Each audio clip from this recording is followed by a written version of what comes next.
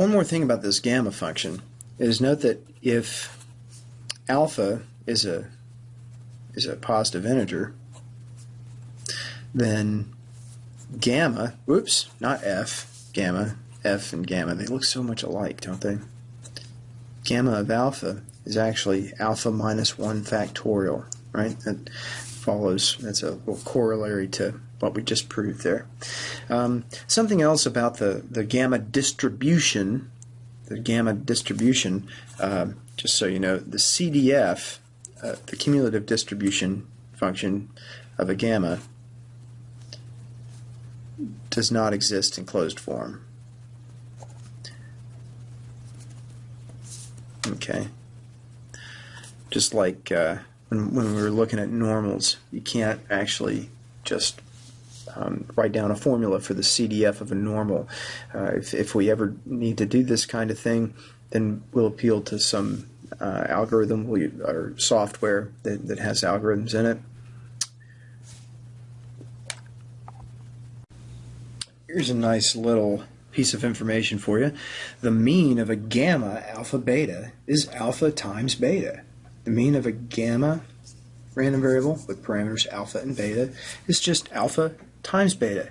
So here's the proof. So I'm going to assume that x is our gamma alpha beta random variable. This is then, it's the integral of, now I know that I just need to start the integrand here, start the integral from 0, go up to infinity, so I'm not going to write all that indicator function stuff. Okay, it's the expected value of x, right? So I'm going to put an x there, and then I'm going to put my density function in here, x to the alpha minus 1 times e to the negative x over beta to the alpha gamma of alpha dx, right? Now, next thing I'm going to do is I'm going to pull this stuff out. I'm going to pull the stuff that's in the denominator out. Okay. I'm going to put it right here. Beta to the alpha, gamma of alpha, right? And then multiply by the integral, 0 to infinity, of what's left in there. I've actually just got x to the alpha, e to the negative x over beta, right? Dx. Now look at this stuff. This looks an awful lot like the PDF, the probability density function for a gamma, right? That is, this stuff right here looks a lot like this stuff right there, except that we're missing some beta and gamma stuff in the bottom because we took it out. And also, there's no minus 1 up here in the alpha. Well, I tell you what, here's what I'm going to do. I'm going to turn this into a density function. This is what physicists like to do. We recognize that this looks like something, so let's force it to be like that thing that we want it to be. Just a minute. Right, so I'm going to divide in the bottom by beta to the alpha plus 1 and gamma of alpha plus 1, and then also the same thing on the outside, beta to the alpha plus 1 times gamma of alpha plus 1. Okay, now all of this I know is 1 because the integrand is a proper gamma density. Okay, so then all I'm left with is beta to the alpha plus 1 over beta to the alpha times gamma of alpha plus 1 over gamma of alpha. And this first factor simplifies to beta. And then this next factor, we can use that theorem that little lemma that we proved, I guess. The fun fact that gamma of alpha is alpha minus 1 times gamma of alpha minus 1. If you apply that here, this is the numerator here is just alpha times gamma of alpha. And then I've got gamma of alpha in the bottom. These guys cancel, and we get beta times alpha is the mean for a gamma. So now we're going to attempt to get the variance of a gamma alpha beta. And in fact, you may want to pause the video and try it yourself at this point.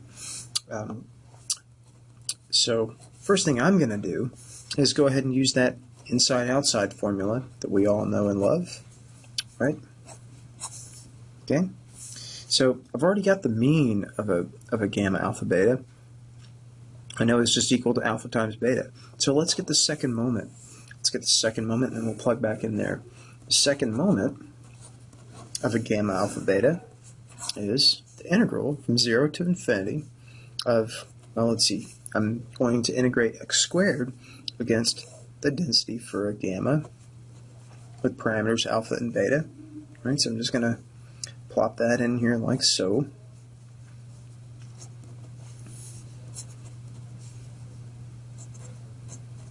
Okay, now I'm going to do the same trick, same kind of trick that I did last time when we were trying to get the mean. I'm going to pull this constant stuff that's in the denominator outside the integral sign of 1 over beta to the alpha times gamma of alpha times the integral from 0 to infinity of x squared times x to the alpha minus 1. Hey, this just becomes x to the alpha plus 1, doesn't it? Times e to the negative x over beta dx.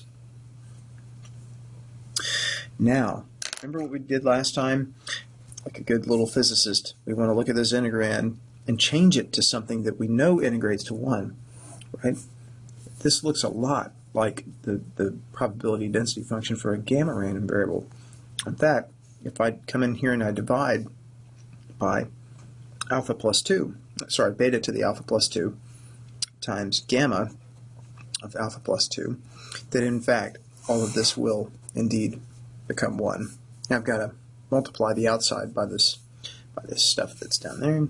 Beta the alpha plus 2 times gamma of alpha plus 2, and so I'm just left with the stuff that appears here. All this this function of the parameters here.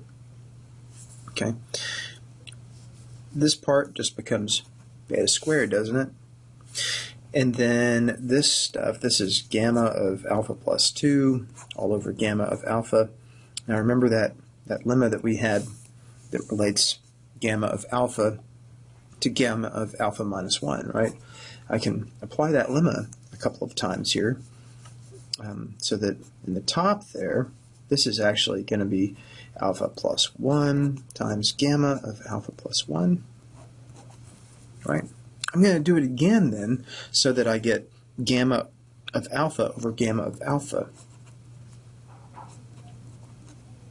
right?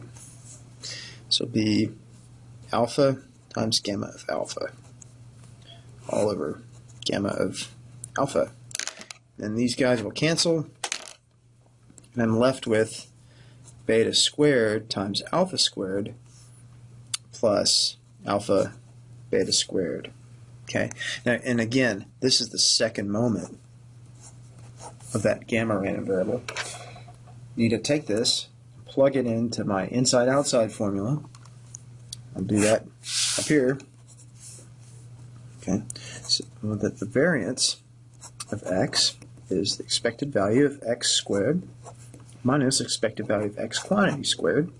So it's going to be alpha squared beta squared plus alpha beta squared minus alpha beta quantity squared, right? Because that's what the mean is. So this just turns out to be alpha beta squared. Okay. Now, I promised you earlier that exponentials were actually sort of a subcategory or a special case of these gamma random variables, and they are. In fact, if you look at the density function for a gamma, if x is our gamma random variable, then the density function looks like this, right? X to the alpha minus 1, e to the negative x over beta, all over beta to the alpha times gamma of alpha. And of course, density functions are they're the domain for any probability density function is the entire real line. So I'm just going to multiply by the indicator function that x is at least 0. Okay, very good. So, but now, what happens if I set alpha equal to 1 and beta equal to 1 over lambda. Okay? In that case, I get x to the 0 times e to the, what? Let's see, negative lambda x, I think. And then beta is 1 over lambda, so this is 1 over lambda all to the 1. Gamma of 1 is just 1, right? Times the indicator that x is at least 0. And of course, all of this is just lambda e to the negative lambda x times the indicator function of x being at least 0. Yeah, and so in fact, this is the density. This is the PDF for an exponentially distributed random variable with parameter lambda. Very good. And so this tells us that the expected value of an exponential random variable with parameter lambda is, well, remember the expected value of a gamma, alpha beta, is just alpha times beta. So if I can I just write alpha beta there? Is that okay? Alpha in this case, however, is 1, and beta is 1 over lambda. So in fact, the expected value of an exponential lambda is just 1 over lambda. Now be careful with this, okay? Your book and a few other books will actually say that the parameter for an exponential random variable is lambda, and that the mean is lambda, okay? I prefer not to do it that way because most of the probability books I've ever used will actually give the parameter more as a rate, okay? So that lambda, you can think of lambda as a rate, and that the mean then is actually 1 over lambda, okay? It's fine. Either way you want to do it is fine, but just be aware that most of the probability books that I've seen will actually take lambda, dingadonga, to be a rate, okay? And the expected value then is 1 over that, okay? Similarly, the variance for an exponential lambda then will be alpha times beta squared. Alpha times beta squared. Since alpha is 1 and beta is 1 over lambda, this is just 1 over lambda squared. Okay?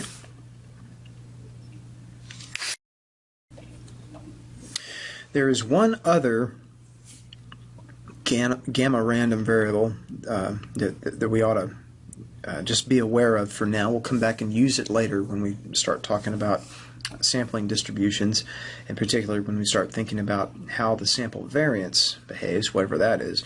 But just so you know, there's something called a chi-square random variable, and y, we'll say, is distributed chi-square with new degrees of freedom. This is a Greek letter nu. New degrees of freedom, if and sometimes maybe we write it like this: y is distributed chi-square. This is a Greek chi, with degrees of freedom equal to nu, if y is a gamma distribution with parameters alpha equal to nu over 2 and beta equal to 2.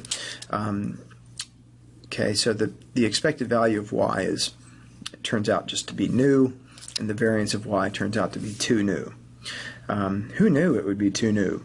Anyway, we're not going to focus on this too much right now, but we will come back to it later on.